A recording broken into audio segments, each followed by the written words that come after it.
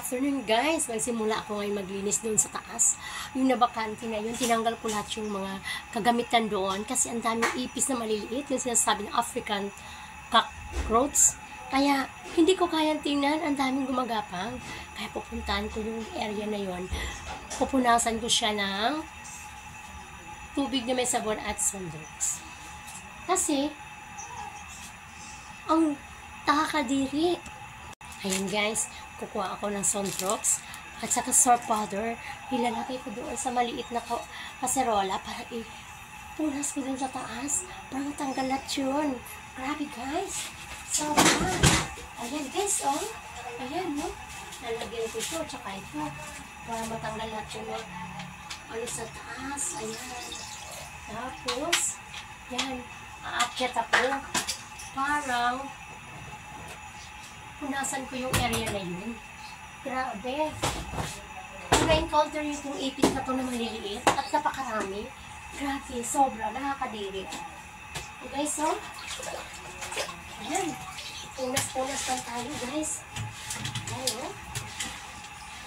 Ayan. Ayan. Kaya, punasan natin ito parang malinis. At pagkatapos, ibabalik natin yung mga kagamitan dito. Ayan. Nilagyan ko ng sundogs. Yung aking ayan. Ayan ha. Grabe. Kasi gusto ko malinis guys. Ayoko marumi. Kitaan ko may gumagapang. Kaya ayan.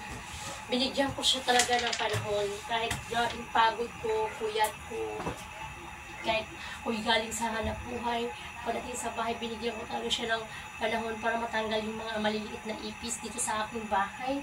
Sobrang dami. Ay, mga nanay, baka mayroon din kayo dyan mga ipis sa bahay. Huwag nyo patagalin, tanggalin nyo. Nakakadiri. Ayan, ang dami. Okay? Kaya guys, kahit pagod ako ngayon, kaya gagawin ko ito para malilinis ito yung aking pinaglagyan ng aking mga kagamitan sa pagluluto, mga kawali, kaserola, lahat kung ano mga mayroon dito. Ibabalik ko pagkatapos ko maglinis. Ayan, nililinis ko na. Grabe, ayan pa, tumatakbo pa yung iba. Grabe. Sobra. Ayan. Uy, bakit tatakbo-takbo kayo, ha? Ayan. Gusto ko talaga na maubos sila, guys. Iba pa yung init tubig. Iba pa yung gas, sundogs na may sabon. Kaya, ganyan ang gagawin ko. Kaya, ayan, guys. Tuloy natin. Tuloy natin yung gagawin natin. Kasi, para matapos. Tatapos ito, di iba naman ang gagawin, maglalaban na naman, magliligpit, di ba? Ganun lang talaga ang nanay kung anong nakikita sa loob ng bahay, ginagawa. Kaya mga nanay, surprise! Lahat ng mga sisipag na nanay, kailangan gawin lahat ang dapat gawin sa loob ng bahay. Kaya, yan. Ayan na naman tayo. Ayan. Okay guys, aakyat na naman ako ulit. Ubusan ko naman ang tubig init para mawala lahat, pati yung mga itlog. Matutunaw sila para hindi na sa dumami, di ba? Ganyan lang ang gagawin natin guys. Kasi natatakot ako maglagay ng insecticide kasi baka kaya mahalo sa aking mga ulam. Dahil ako yung nagtitinda ng pagkain.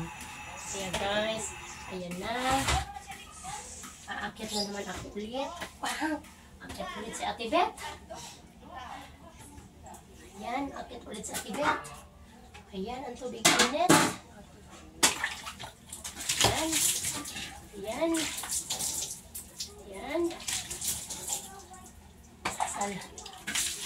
Ayan, naman tayo ng tubig init. Parang lahat ng mga ipis matatanggal. Ayan.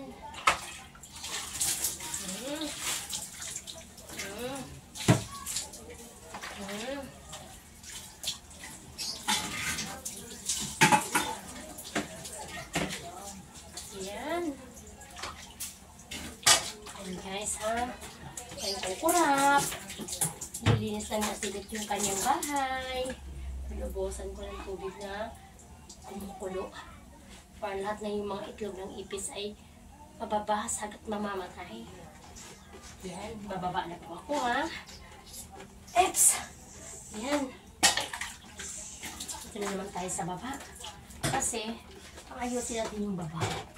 Kaya guys, patuloy natin ito. Kaya, teka muna. Pahinga muna tayo.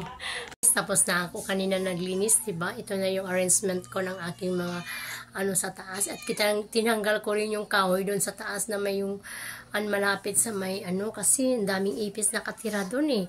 Ayan, inaayos ko para malinis kahit papaano, di ba? Ang hirap talaga kusina mo na dyan ka nagluluto para sa hanap buhay mo. Napakahirap, di ba? Magulo kasi nandyan lahat yung mga kagamitan mo. Kawali, kaldero, kung ano-ano pa dyan, mga kutselyo, ganyan. Yan guys. Ayan no. Grabe no. Ayan. Kaya ayan. Tapos natapos ko na kanina lang. Ayan na yung arrangement ng mga gamit ko.